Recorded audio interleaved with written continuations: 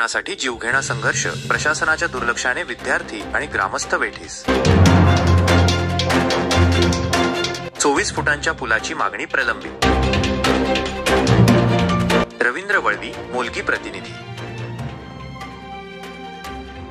अक्कलकुवा तालुक्यातील केलखाडी या दुर्गम आदिवासी भागातील विद्यार्थ्यांचा शाळेत जाण्यासाठीचा संघर्ष मन हेलावून टाकणारा आहे. येथे शिक्षणासाठी दररोज जीव धोक्यात घालून प्रवास करावा लागत असल्याने ग्रामीण शिक्षण आणि मूलभूत सुविधांच्या भीषण वास्तवावर पुन्हा एकदा प्रकाश टाकला आहे.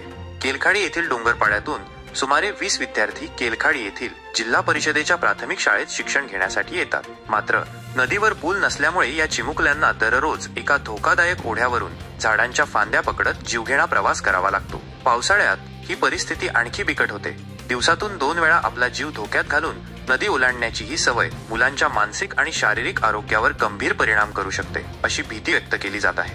विशेष म्हणजे या ठिकाणी केवळ 24 फूट लांबीच्या एका पुलाची आवश्यकता आहे. मात्र गेल्या 2 वर्षांपासून हा पूल मंजूर झालेला नाही. प्रशासनाच्या कामकाजातील दिरंगाई आणि उदासीनता यामुळे ग्रामस्थ आणि विद्यार्थ्यांची मोठी गैरसोय होत आहे.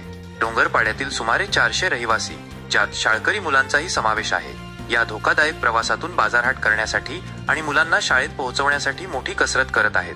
केलखाडीचा पाडा परिसर वन विभागाच्या हद्दीत येत असल्याने रस्त्याच्या कामात अडचणी येत असल्याचे ग्रामस्थ सांगतात. मात्र वन विभाग आणि पंचायत समिती प्रशासन यांच्यात समन्वय साधून हा प्रश्न मार्गी लागू शकतो, अशी अपेक्षा ग्रामस्थांच्या माध्यमातून व्यक्त केली जात आहे. त्यामुळे या गंभीर समस्येवर तातडीने लक्ष देऊन मार्ग काढणे अत्यंत आवश्यक आहे. जर लोकप्रतिनिधींनी याकडे गांभीर्याने लक्ष दिले तरच ग्रामस्थांच्या या समस्या सुटतील, अशी त्यांची आशा आहे. प्रशासनाने यावर लवकरच तोडगा काढला नाही तर तीव्र आंदोलन छेडण्याचा इशाराही ग्रामस्थांनी दिला आहे.